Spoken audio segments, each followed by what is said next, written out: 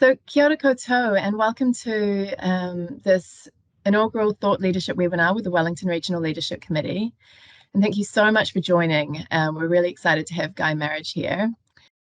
And we're thrilled to host this presentation and the following Q&A discussion with you and encourage you to use this platform to lean into the issues so that we can all deepen our understanding together. So first, I actually just want to set the scene and tell you a bit about the Leadership Committee, who we are and our work. So the Wellington Regional Leadership Committee is a committee of leaders from iwi and central government and local government in the Wellington, Wairarapa and Horowhenua region, working collaboratively to address our region's cross-boundary growth-related issues. Our goal is to positively shape our region's future together so that it is a place people want to live, work, and thrive. We want our kids to be able to play outdoors, breathe clean air, have a healthy home, feel part of a safe and thriving community. And we want each decision to stand up to the scrutiny of future generations. Our work program and projects cover 5 interdependent areas: housing, transport, climate, the environment, iwi capacity, and the economy. These things are also interdependent across all iwi, mana whenua, and councils of the region. And no one group can solve these problems alone. They're shared problems and shared opportunities, but they're not shared evenly. Our only option is to work collaboratively for shared outcomes. This is a new and different way to how we've worked in the past in the region, but it's exciting for all of us to be able to share our approaches, our resources, and our wisdom for the greater good. So we're all on this call because we want to make things better, and that's exciting. As Ray Dalio says, let's not let being right get in the way of finding the best solution. And so these webinars are going to be a platform to share ideas, learn, and I invite you to add your voice to the voice of the region. So it is now my pleasure to introduce Guy Marriage. Guy has a Master of Architecture and is a Professor of Architecture at the School of Architecture in Wellington. He's authored 3 books, Tall. The second book was Modern Apartment Design, and his third and most recent book is Medium, about medium density housing, which is what has brought us all here today. Guy's research projects centre on innovative construction. He collaborates widely with others, including leading some brilliant young researchers undertaking world-class innovation in timber technology. He's been involved in award-winning projects at Studio Pacific Architecture and has also worked for a decade in London and is founder and director of First Light Studio, a fresh young award-winning architectural practice based in Wellington. So without further ado, I will hand over to Guy. Thanks, Frida. Thank you for that very nice introduction. Kia ora, everyone. I'm going to launch straight into it. I guess first a little bit about myself, and that you may not, you probably haven't heard of me or know what I'm doing or anything. So this is just a little bit about my background. So been an academic for the last, I guess, 20 years. And we took this building that you see here off to America and back. That was the sort of start of First Light.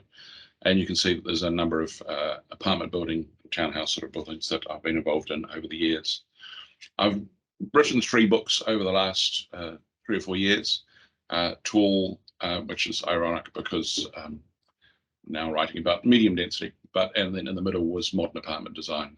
The first 2 books are available at Unity and at Vic Books, but Medium is only available via the EBOS website, and you can get to that from this particular QR code. I'll just pause there for a second. If you scan that with your phone, it'll actually take you directly to the site where you can order a copy.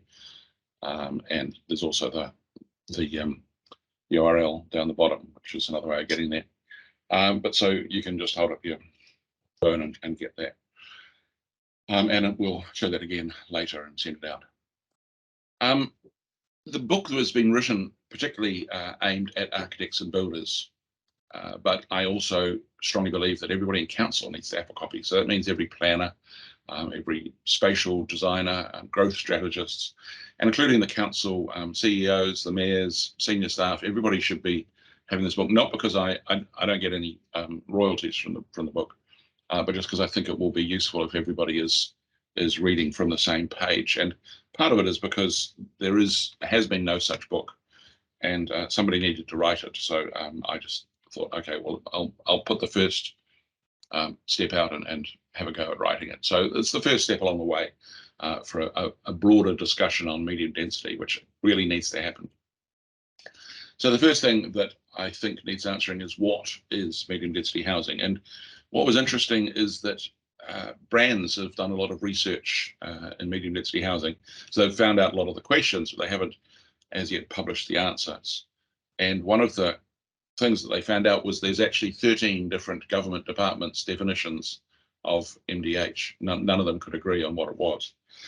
But so we'll go through a little bit on what medium density really is in the New Zealand scenario. So the book is broken down into 4 parts. Part 1 is planning. So we start off with this. And so looking broadly at the way we have lived. So this is the old sort of 1 house per quarter acre, where we lived like this. And so that equals about 10 dwellings per hectare. And that's a very much outdated scenario. I hope you all agree, and I hope that there's not too much of this in your respective areas wherever you are in the Wellington region.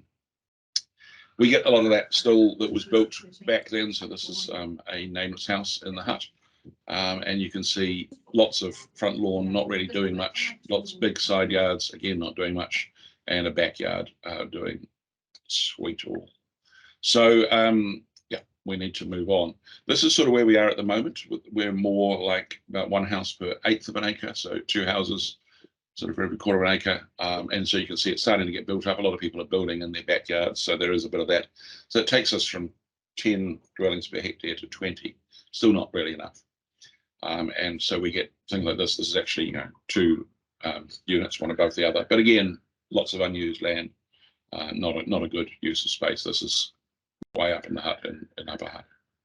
So this is the future that we're faced with under the recent government rules in terms of the medium density, where we're allowed to have 3 houses per section. And so we're getting to a sort of density of about 30 dwellings per hectare. Now, in terms of world classifications of medium density, that's still quite low. So it's not, we may be looking at this and thinking this is really high density. Well, this is not really high density at all. This is still low density by most world standards. But so brands came up with 3 definitions, or they came up with 1 definition, which was broken down to 3 subcategories. And so I'm taking basically one of those categories, which is to say that medium density for New Zealand is housing which is between 3 to 6 stories tall and conjoined housing.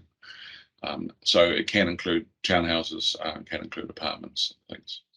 And so some of the different classifications that brands had were saying that medium density is between 30 to 60. And again, even 60 dwellings is below what most countries would consider medium density. So I'm sort of saying from about 30 to about 150 is what we're aiming at for medium density. And obviously above that is higher density.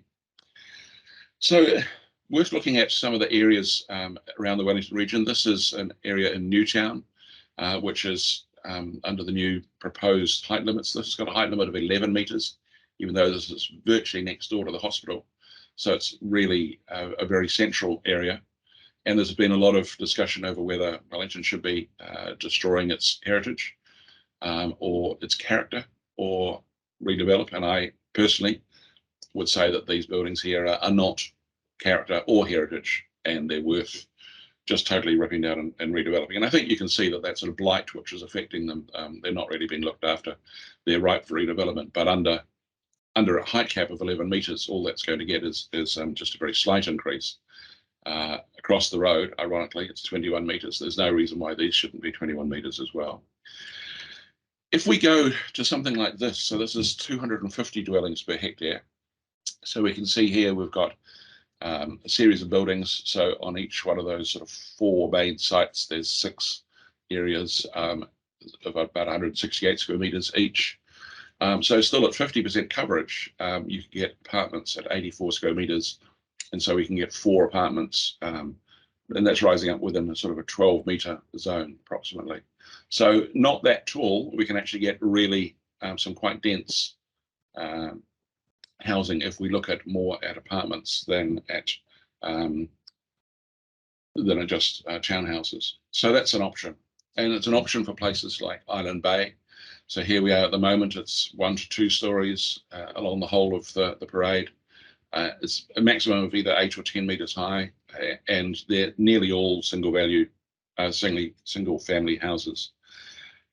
What is probably going to need to happen is that these areas need to get bigger. So this is an area which I think has got a height limit of 12 metres at the moment, as proposed under the new plan. And again, 12 metres really isn't very much. So 12 metres theory is about 4 floors, but there's some parts of the Island Bay shopping area, the back parts, I'm not quite sure why, which are looking at 22 metres, which is about 7 stories. And I know that it's going to raise a whole lot of eyebrows and startled expressions from people that think that everything should be low-rise. But there's certainly, if this is going to be the main transport spine, then there's certainly room for Island Bay to grow a lot more vertically. So we get to another one of these questions, which is why do we need medium density, and or do we need it, or should we be encouraging it or trying to stop it or make it go away?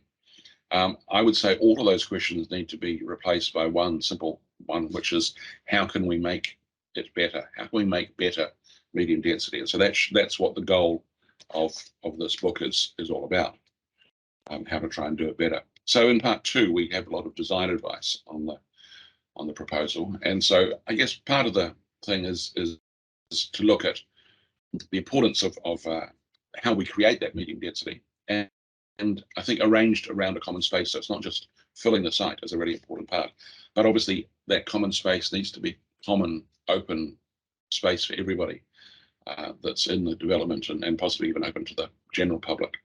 And so that's been done many years in many countries around the world where buildings are built around a central courtyard. It's a very common method of working in Europe, obviously not in America, because that's not an urban-based economy. It's a very much a car-based economy.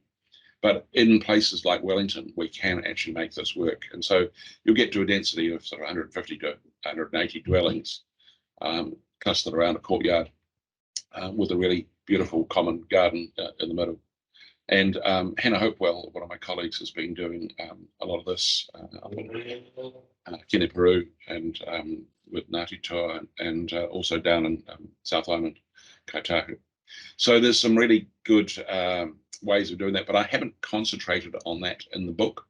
Perhaps I should have, but there's a lot of guidebooks out there already talking about this, so I was concentrating more on the construction. In terms of just a brief sort of table, there's a few tables in the book in terms of where we're sitting. So you can see this is the medium density that I'm sort of talking about, from about 30 up to 150, which is where in the UK where the London flats are being built at this sort of density at the moment. And you can see what typically has been happening, and this is New Zealand here typically in the background. If you're thinking that it's all high density, look right down the bottom in Hong Kong. Hong Kong's off the chart. So even when we get to 300 dwellings per hectare, then Hong Kong is way higher than that. So sort of in a brief summary, we don't want any more of the top one. And I think that the government's proposal for three houses on 3 stories high is not really the answer either. But the bottom 2 are probably the way that we need to go. So definitely taller townhouses and definitely better apartment structures. So this is one taken from, again, from the hut.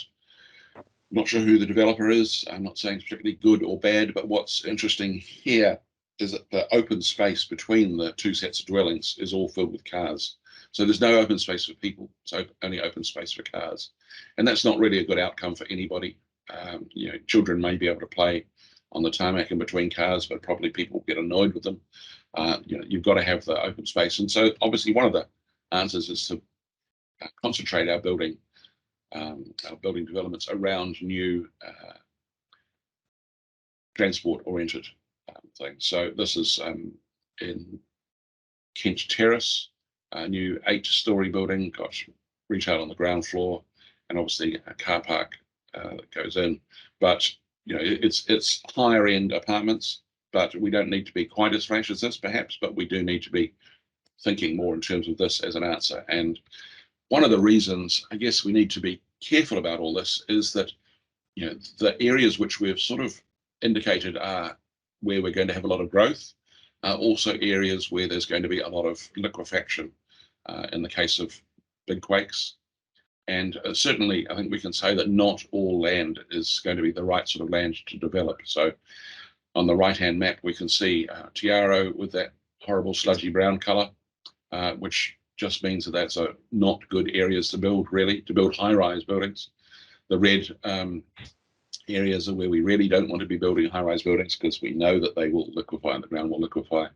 You know, we can do it, and it is being done, but it requires a huge amount of energy to get piling down to an area where it's safe enough. And I'm well aware of this because I've got a building which is 13 stories high, which has gone up outside my window, and the amount of effort they had to do to put the piles in is quite extraordinary. Huge amount of money gone into the sunk cost into the ground. There's a few tables in the book. So this is one on design factors, which is talking about, you know, what you need to do, where you need to have lifts or sprinklers or get a fire engineer or an urban design report, and at sort of what levels those occur. Similarly with materials, which, you know, should we be building things out of light timber frame as we are at the moment, which is allowable 3 stories, possibly 4th floor, but that will need special engineering design.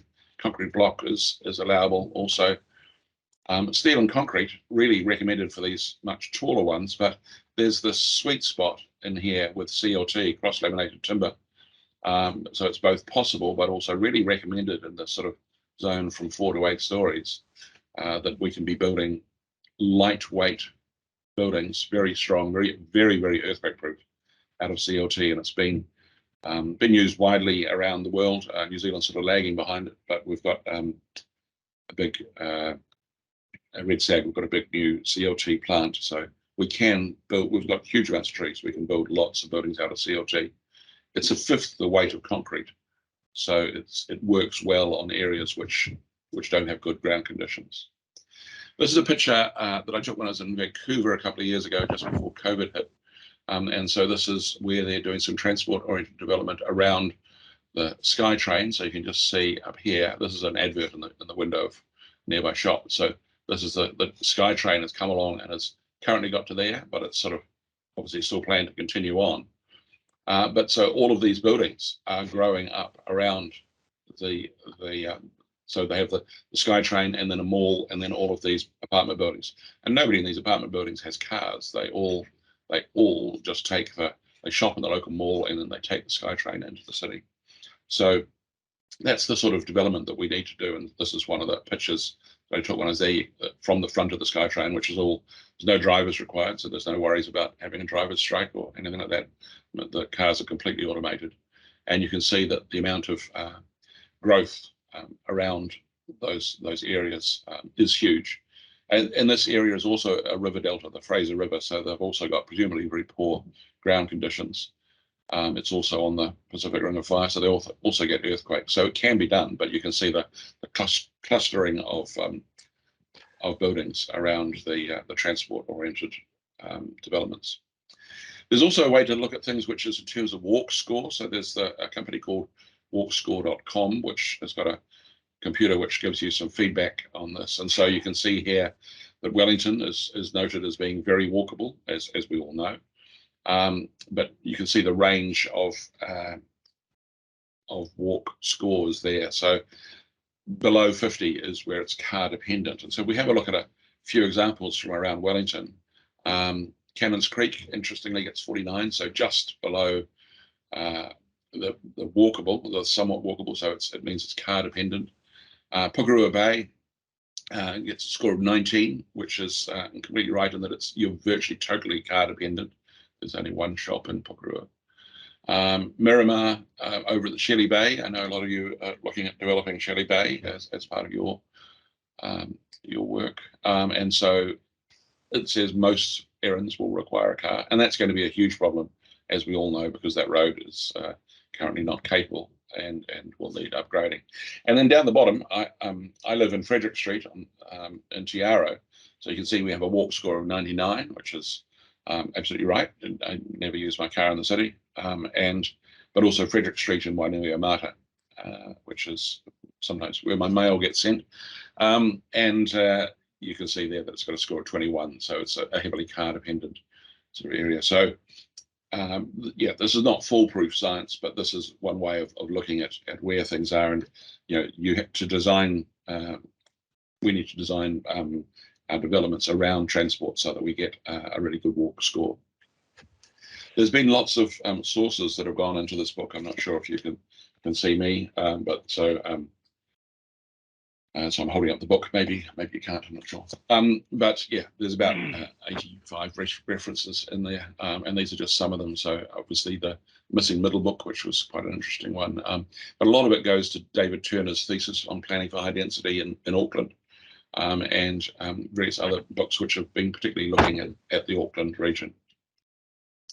This is the big issue for us all. So the MDRS, which, as you know, has come out, and so visually depicting it at the top with sort of what we've got at the moment, or have had, and then the bottom with the new MDRS rules, which, as you can see, there's a huge amount more development opportunity that can go in that envelope.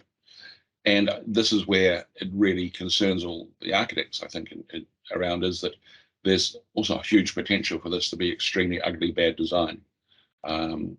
And not just ugly in terms of its looks, but also in terms of how it performs. And we're seeing some of this in Auckland. We haven't really seen such terrible work in Wellington yet, but it will come, because the thing about MDRS is there's no way to have a design rule to say, stop, you need to be doing it better. That's been forbidden. So yeah, there's the potential for a huge amount of development, and I think we need to be careful as to how everything is developed. Pepper potting around the place is probably not the right idea. In the book, we go into looking at different things like how we access buildings, so whether they're horizontally or vertically adjoined, and how we go access from the inside or the outside, and how the stairs inside the units go, and how the bathrooms can be designed so that you don't have bathroom fittings running through the ceiling of the floor below, which is a really important thing not to do. We look at the kitchen design, various different possible kitchens. We look at the balcony design. And again, just to say that there's many different ways. All of these problems have been faced before and solved before. So we don't need to keep reinventing the wheel. These are just options that are done all around the world every day. Next big question is, how can we make medium density look better and perform better and be a nicer place to live? And so trying to convert people so that they believe that the medium density is desirable. I live in medium density housing, which I designed and had built myself, and it can be fantastic. I've lived in medium density for over 30 years, and it's when it's well designed, it's a really lovely place to be. But I know that recently I went to a Master Builders Conference in Rotorua, and the comment from a lot of the Master Builders up there is that their view of medium density was that equals slums. Now, that's a real problem if that's the way that people think, because we know that medium density does not have to be slums. We also know that medium density can be slums if it's not done right. So there's no point doing it in a bad way, because all it will end up is an area which is not wanted to be lived in, and therefore abandoned and by people, and it goes downhill. And whether it gets to be a slum or not, it certainly can be a non-desirable place to live. So it's something we need to really watch out on that. So one of the aspects that the book looks at is this section, which is actually the largest part of the book, which is on building. So the build section, which is all color-coded in blue, and it looks at different products. So this is where we had a lot of help from sponsors who contributed money to get the book printed and done. So this is my interpretation of their system. So it's both them, the industry provider, and myself writing about the systems. And so there's over 30 or 40 of these throughout the book. And so you can see here we've got, in terms of external walls, internal walls, floors, intertenancy, floors and walls, cladding, roof, services. So there's a whole lot of these things, and all of these pictures are taken from the book. And obviously each one of these pictures has got a full 2-page spread on what the materials are. So it's communicating to builders what new types of building systems there are and what their performance ratings are. So they're all evaluated in the same way. So this is the page that I've just mocked up without the words, obviously, but all about the different external cladding systems that we can have and what works and what doesn't work, including the mechanical ventilation systems that you can see here. We've got quite a good discussion, a really good discussion on the plumbing systems, etc. So it's a really useful book for architects and builders. Just want to say a little brief thanks here to basically an all-woman team, apart from me and Matthew as the publisher. So great bunch of team of women who did all the drawings from my rough sketches and put it all together, and Brittany Irvine, who did the production on the book. It's an absolutely gorgeous book, and it's really, really well done. So my team there, I owe a huge amount of thanks to. The last part of the book is on what we call built. So it's 4 case studies, 2 from Auckland, 1 from Wellington, and 1 from Christchurch. So the Wellington one, I used the Altair apartments, which is about 10 years old now, 10 or 12 years old. 2 others in Auckland are brand new, and same as in Christchurch, also brand new. And so we just have a quick tour through some of their plans. This is in Bernoulli Gardens in Hobsonville. And this one is the 340 Onehunga, which is a really interesting project. And so both of those have got some Kiwi build housing within them, which is really good. So technically it's affordable, but also they're very keen for that sort of IP of how to do this to be more widely propagated. So Shane Brearley, the developer from NZ Living, is very keen for people to understand and to effectively copy what he's done and get it working. He's not in Wellington yet, but he is hoping to expand into Wellington within the next 2 years. So I know he'll be very much open to development opportunities if you want to go and talk to Shane Brearley at New Zealand Living. This is the inside of one of those apartments.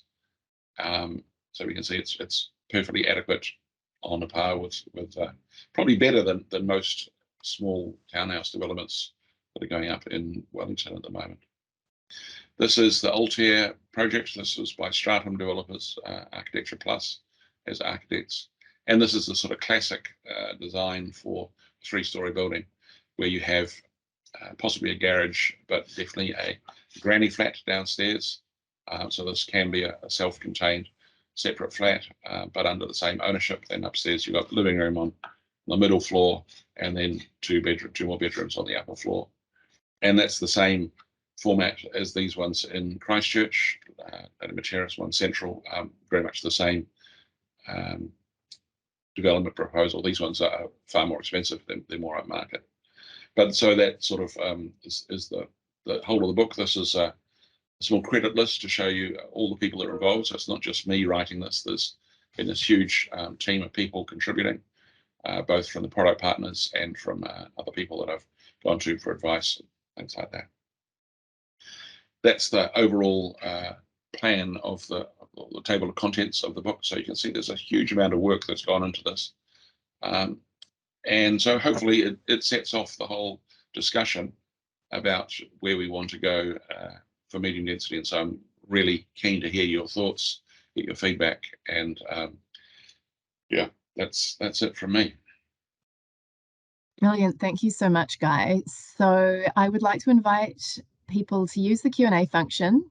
So I can kick off if no one's got questions. This is not really my field of expertise, but I'm curious about some of the ideas that Hannah Hopewell wrote in the section on community benefits. Yeah. She's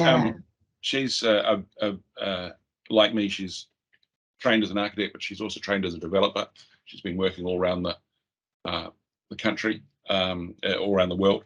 And so she's really focused on the, I guess, the interaction between the outside and the inside. So she's teaching in the landscape architecture area, but really, bring up this, things like looking at the spaces of the site, and so the spaces of primary circulation, spaces of shared utility, spaces of primary recreation as opposed to circulation, and spaces of sociality. Yeah. We've got another question there from Ingrid. I'm not sure if you can see that, Guy, if you want me to read it out. Q&A. Can I make any recommendations on how government or councils can support better outcomes for medium density? Are they being bold enough? No, I think that at the moment we're reverting back to our sort of market-led economy and saying, don't worry about these things, the market will sort everything out.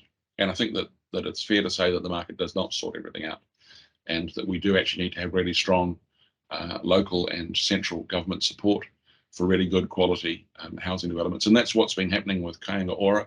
They're doing a huge amount of work in New Zealand. They're actually building lots of buildings. They're demolishing or moving, getting rid of older ones which aren't very environmentally friendly, so they take a lot to heat and cool, or maybe filled with asbestos fibres and things like that. So yes, councils and government need to do a lot more, and part of that is what they have been doing in Auckland, which is going to the areas where there used to be state houses on large sections with nothing else, and they've just been getting rid of those houses and doing a comprehensive master plan and redevelopment, and that's really what needs to happen to a lot of areas. So we've been doing that in Wellington. Wellington, as we all know, has got lots of what was council housing, which they've currently been trying to sell to a community housing fund to get over those problems that we all know about. But in areas like the Hut and Lower Hut and Upper Hut, there's lots of areas with huge, vast swathes of state housing, which are really underdeveloped, and they're very close to transport links, close to the train stations, close to the motorway. We really want people to get on trains rather than on the motorway, but that is something that we really need. I think central and local governments to step in and actually say, right, we're going to redevelop this entire block. So instead of just saying you can do that one and somebody else does that one, and so all of these things happen at the same time and nobody gets a satisfactory outcome. So it all needs to be done comprehensively and at the same time.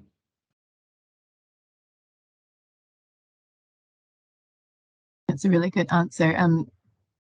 There's another question. I'll just read them out till we run out of time. From Angela Gordon, do you discuss community well-being outcomes and accessibility or mobility issues within the medium density designs proposal? No, I haven't. And look, there's lots more that I could have written. Originally, it was going to be a 20,000 word document. It ended up being 68,000 words.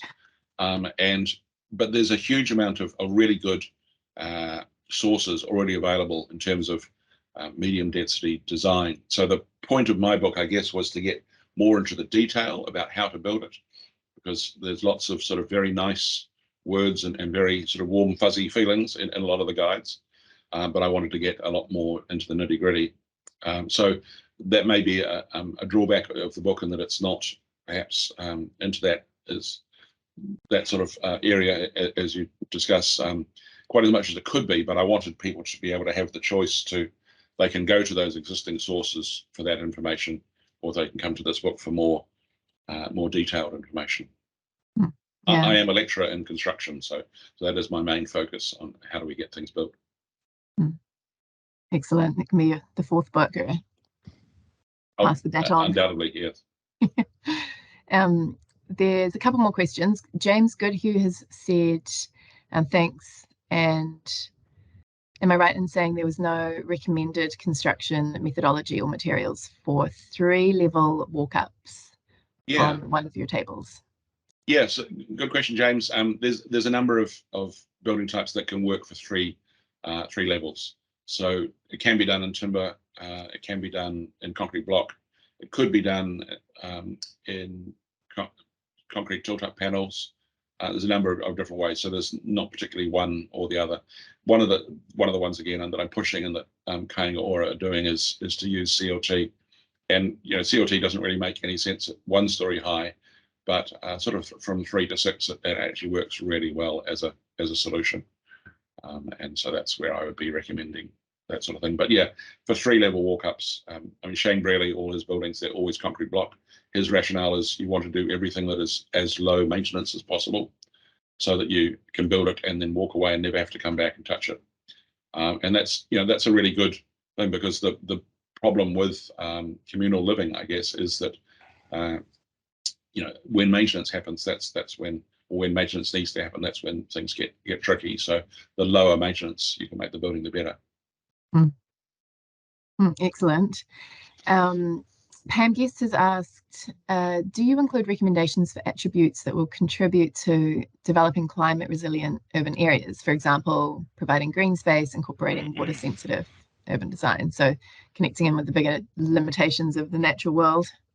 Yes, again, no, I don't, but that's something that is covered by Hannah in her chapter, and she refers to the Wellington water safe or water density, whatever the title is. Sorry, but yeah, so where we know that there is somebody who's more of a specialist, we just refer to them and say, go read this thing, rather than me trying to summarize or do that.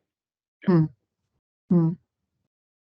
Yeah, I mean, the 5 interdependent areas of our work program, we talk about housing, we talk about transport, climate, iwi capacity, economy. This shift to seeing them all as very much interconnected is really important. Yeah, so I mean, one of the really important things that Wellington needs to do, and God only knows why we haven't, is that the Let's Get Wellington Moving, which has been going now for how many, 7 years or something like this. Like, we still don't have a defined, where is the route going to go and what is the route going to be? Where are the stations going to be? It's a fairly simple thing to do, and to stake your foot on the ground and say, this is what we're going to do. We're going to have a high-speed transit line of some form, and this is where there's going to be a station. Once you let people know where those definite things are, there will be development around those areas. As you've seen from Vancouver, there's the government has said years in advance, this is where our next train line is going to be in Vancouver, and they've just let people buy the land and build the land, and that's the way that they make sure that it happens. But if you keep on prevaricating and saying, well, it might be here, it might be there, or we might do it, or we might not, then there's no confidence and nothing is going to happen. So it's really important that organisations like Wellington Regional Leadership Committee and the I can see somebody here with the Let's Get Wellington Moving background. Invite Amy to speak. I'm glad you touched on that, because Amy's got some good progress. I'll let you go, Amy. Kia ora, Guy. Thanks, Frida. Hi, I'm Amy Kearse. I'm the Urban Development Manager for Let's Get Wellington Moving. So I just thought I would just jump in there to say that we actually have earlier this year sort of talked about and announced a preferred option for the mass rapid transit route. So that is actually out there, and that's what we're working to now, and that goes all the way from the railway station right through to the south coast and Island Bay. So no, we haven't released detail for where the stations will be located yet, but there are some fairly obvious ones that sort of we've sort of discussed broadly, and there are other ones that we're just still working through. So that's really a for next year, as we enter our next phase of work on the detailed business case for mass rapid transit. So we do have a growth corridor, and that is the one I just mentioned. Your presentation, touched on some of those resilience aspects there. But that's just one of the challenges that we'll have to work through and test some of those assumptions further. One of the things, sorry, I'm just going on a bit now, but just one of the things, to support that investment in transport, for us, it's really important to see and, future-proof, I guess, the city is actually about how we can create much higher density living along and around mass rapid transit. So that sort of, I guess, spectrum from medium to high density, I guess, is something that we're really, really interested in. So yeah, keen to keep talking outside of this as well. But yeah, you raised some really good things about, I think, changing the level of densities that we're aiming for. Thank you. Great. Thanks, Amy. Really good to hear that. Excellent. Yeah, I think we're all sensing that councils and government haven't wanted to. These topics are received with very mixed results in New Zealand because they're new. But I think sometimes when you, as you said in Vancouver, you make the decision and the evidence is showing clearly that our lives will get easier and better with this change. I think we're in that messy phase now where we're seeing actually it's going to happen and people are starting to, the mindset's shifting. And I think that's really exciting because our urban spaces can't keep building horizontally. So that's right. I was actually in Vancouver the week that they opened their very first part of the SkyTrain. That was because the Olympics were going there. And wow. so I was there the week that they opened it. And so they've been talking about this and arguing about this. And it was just a small length of SkyTrain. You go there now, there are high density transit routes all over the city, and the city has grown vastly. And it's only grown because really high quality, fast transit is available. So things like bus rapid transit is, to me, is a complete non-starter. That's not a high quality system. It's not very fast. And it's not really a suitable system to try and grow a city. If you want your city to cope with the future, you need to invest and have a really good quality system and just bite the bullet and do it. And it grows. I think Amy and her team is doing such a brilliant job. And as you say, what's the point of developing housing if there's no transport? You know, people are sort of just stuck there.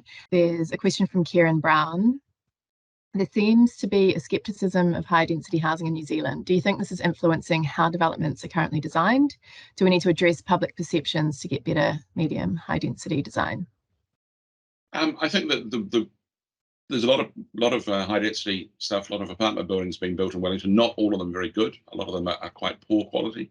And part of the problem here, I think, is that when buildings are built which are just designed to be investor vessels, shall we say, so people build them and then lease out the apartments for student use or whatever, that's when if you're not prepared to live in it, then it's not going to be nice really for anybody to live in. And so I think that's one of the easiest ways to make sure that people design good things is to actually make the developers and the architects go and live in the buildings. And that's why I'm living in the building that I design. I've been there 20 years, 22 years. Because it's a really good quality building. And that's how you can have confidence. And it's I wouldn't design something that I didn't want people to live in. So when I look out the window at some of the monstrosities around me, which have been designed without that thought, and so they're just completely investor owned and high turnover of people. The building gets trashed, gets run down, and not a good outcome. So very much they need to be designed better, I believe. Yeah, I agree. We might have time for a couple more. Susan, sorry, I can't see it. Susan Rushmere has asked, whilst the MDRS standards mean that there's limited control on what local authorities can do in terms of design, since many do not require consent, do you have suggestions on approaches to support good design? One area Susan is interested in is the loss of solar gain in exiting dwellings as a result of 3 stories, especially in winter or small trees on the site. So how can addressing this be encouraged when there's no regulatory support? I think that is a big gap in this, the regulatory presence. It is, and that's where I think when you're developing something in a piecemeal fashion, that's the problem that you'll get. And so that's where my argument that we need councils to actually do things in a more coordinated fashion. You need to have architects design buildings, not just let the builder draw up some plans. That's a recipe for disasters.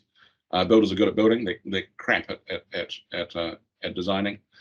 So you really do need to have people who are qualified and used to and experienced in design, and that's part of the thing, both in low density and medium density, but certainly for any large building, it needs to be a good architect involved. And yes, I'm hugely aware of this problem of being shaded. You're talking about getting shaded by having 3 stories being created next to you. I've got 13 stories that's been built directly in front of my house. So I'm well aware of this issue. And the only issue really, or the only result, any way of getting around it, is to have more discussion. So it was interesting with this building, it was foisted on us and we were told you can't say anything, and if you complain, we'll build something twice as tall or twice as wide. So we're effectively bullied into submission by the developer. And so that's, having that discussion to go on. Master planning things is really important. Yeah. I agree with you that having the conversation, the discussion is so important to spread that awareness of the consequences of what we allow. So I'm just going to keep squeezing some questions in because this is such an important discussion. Mike Zollner has asked, how do you think we can encourage models in Aotearoa which look to achieve multiple objectives, such as the Nightingale Housing Project in Australia? Yeah, I went to have a look at Nightingale a couple of years ago, and it's a great solution. Really like it. Had a good look around the building. We were trying to do a similar thing in Wellington, with a community housing sort of self-build, and a friend of mine was going to buy in that. There was a project in Adelaide Road, but the cost, when they went out to get it costed, the costs were just escalating, and in the end, I think they've had to pack it in. So really, it does require, I guess, those early conversations with contractors. Really important to have that sort of discussion. When housing is being designed with profit as the only margin, then profit is what governs everything. So you need to have, and that was a solution which actually had a central garden, two blocks either side that someone could pour in. So it was a really nicely designed scheme, but it got sunk because the costs got out of control. That's all that I know about it. But we will keep on trying with that. Another of my colleagues, Mark Southcombe, is very much into the community housing, looking at those systems as ways of doing it. There have been systems that have done really well. If you look at Pitarua Court in Thorndon, designed by Peter Bevan back in the 71, I think, which is a dense townhouse development around a central little courtyard. And Peter Bevan was a great architect, did a lot of work obviously down in Christchurch.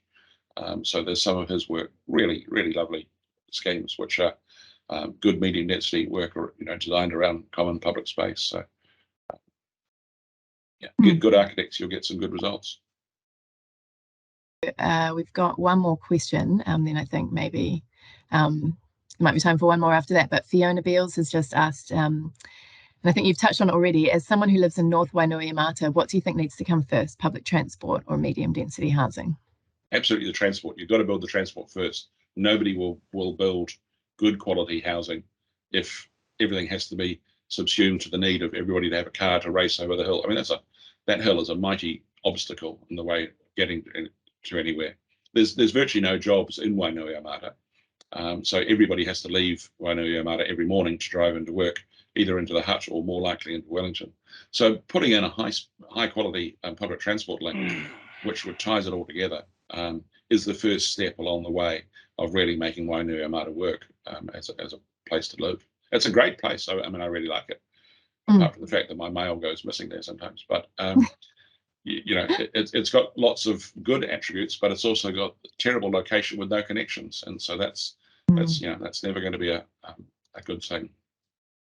Yeah, it is a beautiful spot, and I think a useful exercise for a lot of us working in this space is throwing all of the ideas and the beliefs and the rules in our minds and the limiting sort of what is possible. And if we just sort of went greenfield, what would we like to see? And you start to populate your imagination with, things that we might have already seen overseas. And then bringing the right people to the table. I think there's definitely room for a lot more central government involvement in these conversations, to look at what barriers we can move or supportive regulatory framework. I'll just leave you with a couple of things. One of which people saying that terrace housing only equals poor quality housing solutions.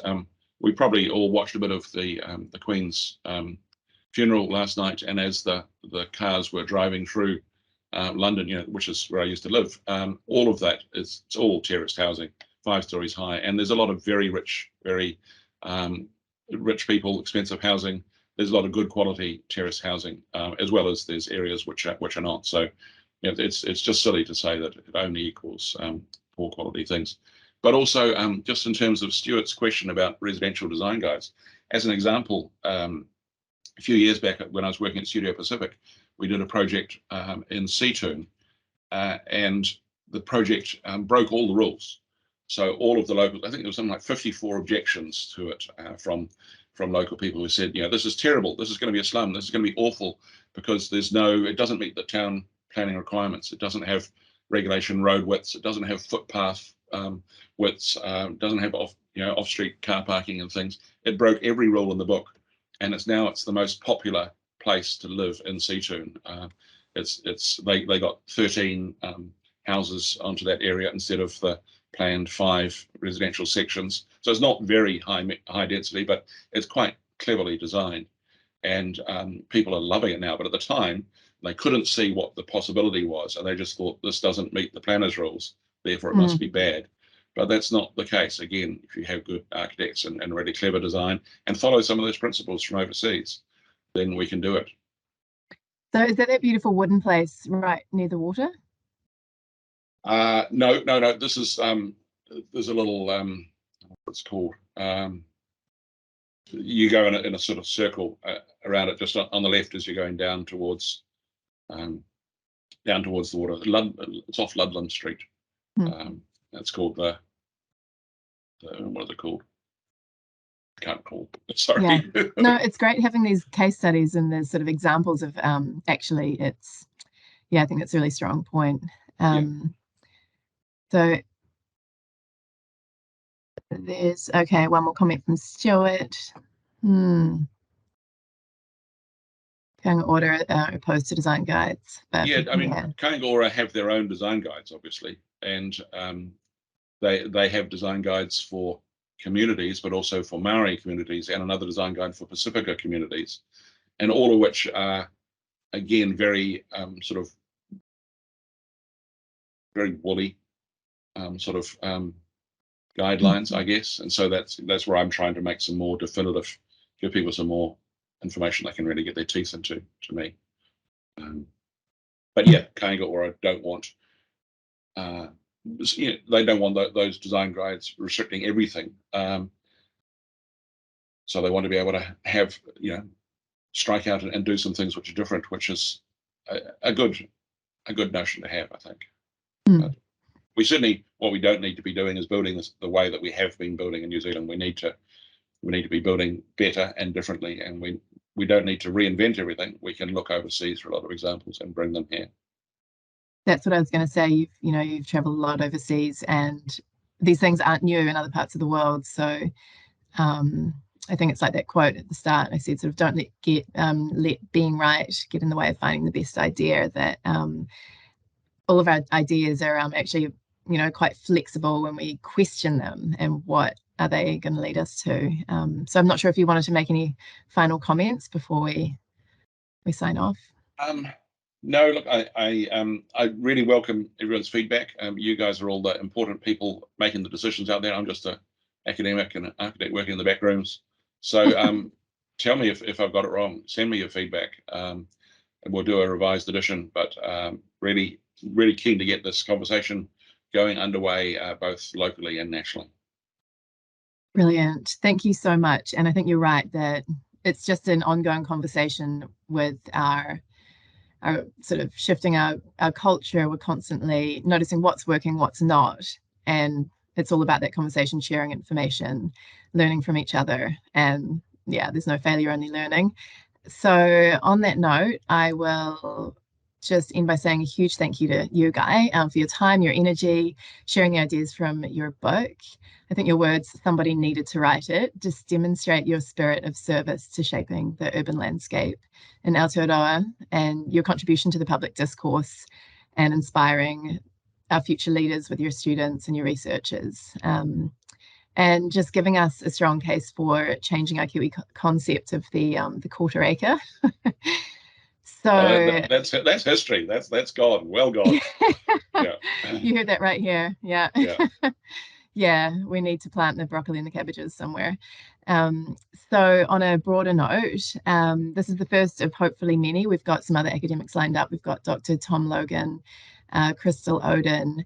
So we want to just keep connecting the academic world, central government, local government, communities, and having these conversations to find the shared point of what we value and how we want the future to look and what we can do to get there.